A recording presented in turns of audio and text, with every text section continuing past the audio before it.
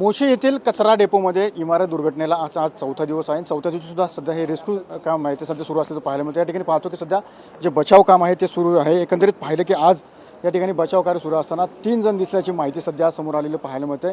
एकंदरीत पाहिलं की गेले 70 तासापासून या ठिकाणी जे बचाव कार्य आहे, मदत कार्य आहे ते सध्या सुरू असल्याचं पाहायला मिळते.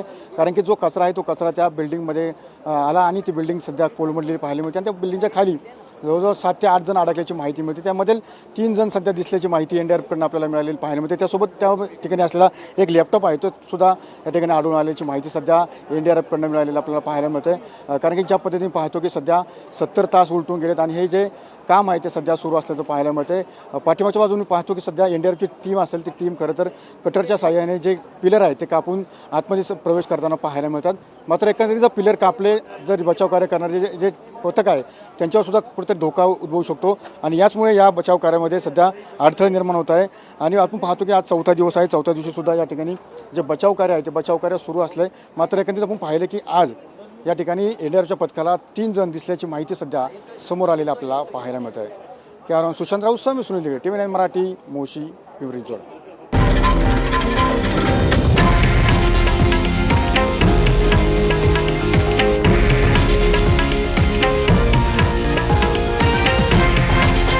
हे आहे देशातील नंबर 1 न्यूज नेटवर्क आणि आपण पाहत आहात TV9 मराठी, एकमेव.